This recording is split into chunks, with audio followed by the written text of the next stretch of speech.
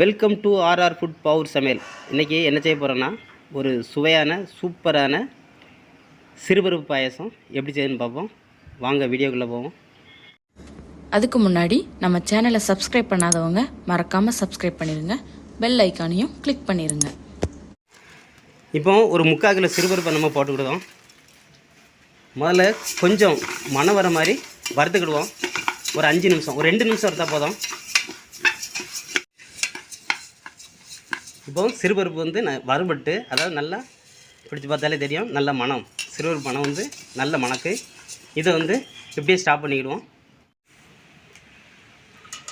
இப்போ 3/4 கிலோ சிறுபருப்புக்கு ஒரு 4 லிட்டர் தண்ணி ஊற்றிக்கிடுவோம். இப்போ நம்ம வந்து மூடி வச்சு மூடிக்கிடுவோம். அதாவது ஒரு விசில் வர்றதுக்குள்ளே நம்ம ஆஃப் பண்ணோம், வெயிட் போட்டுருவோம்.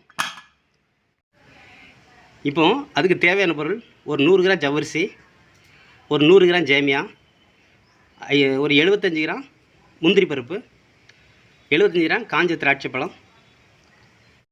3/4 கிலோ சிறுபருப்புக்கு 1.5 கிலோ அச்சு வெல்லம் போடுறோம். அச்சு வெல்லம் வந்து கொஞ்சம் மெரூன் கலர், அதாவது ஒயிட்டாக இல்லாமல் மெரூன் கலராக இருந்தால் கொஞ்சம் பாயாசம் வந்து கலர்ஃபுல்லாக இருக்கும். இப்போது கொஞ்சம் ஏலக்காவை திரித்து வச்சுருக்கோம் பாருங்கள். இனிமேல் எப்படி செய்யணும்னு பார்ப்போம்.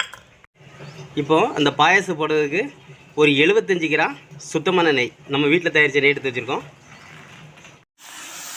இப்போ விசில் வந்துட்டு நம்ம இதை ஆஃப் பண்ணி வச்சுருவோம். இப்போ ஒரு 1/2 லிட்டர் தண்ணியை தனியாக கொதிக்க வச்சு நம்ம அந்த ஜவ்வரிசியை போட்டுக்கிடுவோம். இப்போ அந்த ஜவ்வரிசியை வேக வச்சுக்கிடுவோம். பாருங்கள், ஜவ்வரிசி வந்து கண்ணாடி இடங்க வந்துட்டு, ஜவ்வரிசி வந்துட்டு இப்போ நம்ம எடுத்து வச்சுருக்க சேமியா போட்டுக்கிடுவோம். இதுவும் வேகட்டு இன்னும் 1 நிமிஷம்.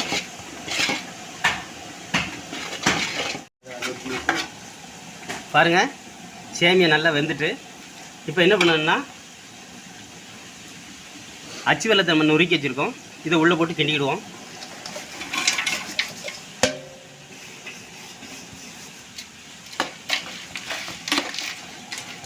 ஒரு 2 நிமிஷம்.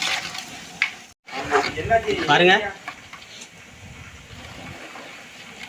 இன்னும் கொஞ்சம் பாவாவட்டு விசில் நல்லா எடுத்து விட்டுக்கணும், பார்த்துக்கணும். அதாவது இப்படி கலத்தும் போது டைட்டாக இருந்தால் கலத்தக்கூடாது. டைட்டாக இருந்தால் என்ன பண்ணணும், விசில் எடுத்துகிட்டு ஒரு குச்சியை வச்சு இந்த தமரில் விட்டு இது பண்ணால் இந்த ஏர் வெளியே போயிடும். நம்ம திறந்து பார்த்துருவோம். பாருங்கள், இப்போ சிறுபருப்பு வந்துட்டு பாருங்கள், சக்கரை நல்லா பாவாயிட்டு, இப்போ நம்ம அவிச்சு வச்சுருக்க சிறுபருப்பை உள்ளே ஊற்றிடுவோம். இப்போ இந்த சிறுபருப்பை நம்ம உள்ளே ஊற்றிடுவோம்.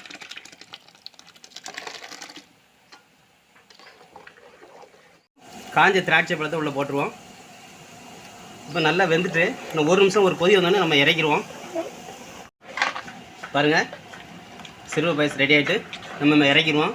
இப்போ வந்து முந்திரி பருப்பை நெய்யில் வறுத்து போட்டு கீழே இறக்கி வச்சோடனே வறுத்து போடணும். இப்போ இறக்கிடுவோம். பாருங்கள், பாயசம் வந்து நம்ம வேறு விதத்தில் மாற்றி வச்சிட்டோம். இப்போ இறக்கி வச்சுட்டு அந்த ஏலக்காய் பொடியை போட்டுருவோம். முந்திரி பருப்பு வந்து வறுத்து வச்சுருக்கோம், போட்டுருவோம். நெய்யையும் உள்ளே போட்டுருவோம்.